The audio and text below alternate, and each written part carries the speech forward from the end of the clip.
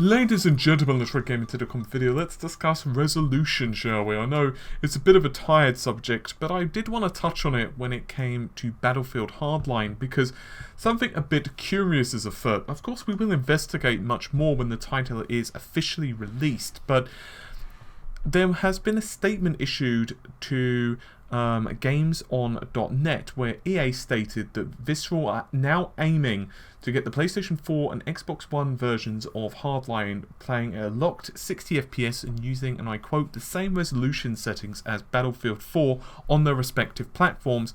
Just so that you're up to date, that means that the Xbox One version of Hardline theoretically should be running at 720p, while the PlayStation 4 version should be running at 900p, so in other words, both a sub 1080p. Now the curious part, however, is there are some reports from users that are saying that the visuals are actually running sub 720p, and the Xbox One version is, and I quote, dealing with very murky textures, and this has been reported via multiple websites including Video Gamer. Adding to this level of interest is that there has been an updated statement from an EA representative, and they have said that this was said in an interview to Australian press. Obviously, GamesOn.net is Australian website, but we don't have anything further to comment on the subject. Adding even further to the mystery is back about 6 months ago, you can go ahead and Google this, there were a series of reports and websites that reported on the fact that EA said that they're not going to have an issue hitting 1080p on the next generation consoles. In fact, they heavily indicated that even the Xbox One is indeed going to be hitting 1080p. I've looked at some images myself and done a little bit of pixel counting, and it does appear that this is fairly accurate. Obviously, pixel counting isn't necessarily 100% accurate, however. It's kind of a little bit down to interpretation. So at the end of the day, we do want Battlefield developers to actually make a bit of a comment on this. And it's rather a curious state of affairs as well, because if one stops looking at the consoles just for a moment and we look at the PC side of things, there were a series of recommended specifications. We're going to ignore the minimum for a moment and instead focus on the recommended. And the GTX 760 is what is recommended for the graphics card for NVIDIA, whereas the R9 290 is recommended from AMD, which is a bit odd because obviously we've reviewed the GTX 760, we've reviewed the 280, and they're roughly about the same speed. So in other words, the 290 is a little faster than that. So it's a bit curious how there's a bit of a GPU discrepancy as well. Furthermore, I do wish, and this is somewhat off the topic of Battlefield, but it's just my complaint, if you will, in general for PC specifications.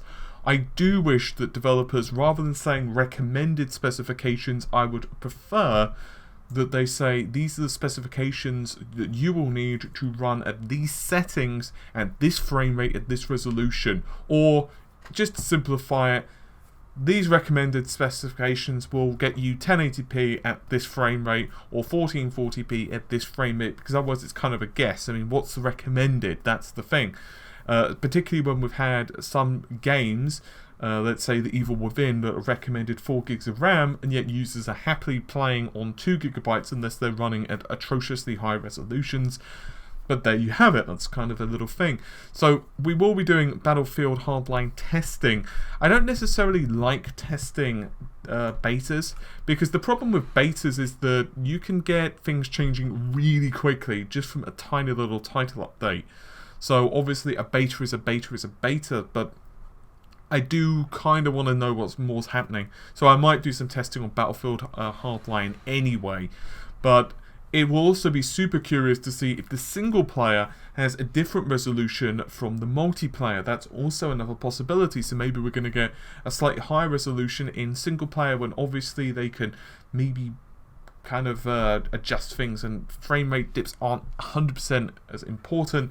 And naturally we saw that in even Call of Duty, although with Call of Duty the Xbox One version, yes, it did suffer from a lower resolution, and in fact the resolution for the Xbox One version was actually dynamic, so it could run all the way from full 1080p, yes, this is excellent, full 1920 by 1080p, and actually dip down in resolution when things got a little bit hairy, and the GPU would do that dynamically.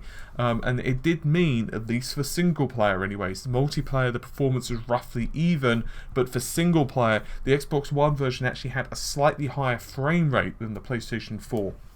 So things are still up in the air. As I said, from my own looking over at various images and so on, and kind of doing a little bit of pixel counting, I would personally say that yes, the resolution is below what, you know, definitely below the native 1080p, so it's a little weird, but I guess all we can wait for is some official confirmation. And obviously at the end of the day, the retail builds are not out yet. We are not testing retail code, and in fact, beta is a beta. In other words, 2 days later, 3 days later, 2 weeks later, there could well be an update which drastically improves the performance of the game, or drastically reduces, let's say, GPU overhead, or whatever. You know, we don't at the end of the day know what they're kind of doing behind closed doors, so all we can do is wait. Anyway, hopefully you've enjoyed the video, even though it's not the best news in the world, but things are not 110% bleak yet, my friends.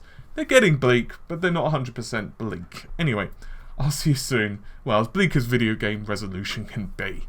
Anyway, I'll see you soon. Take care. Bye for now.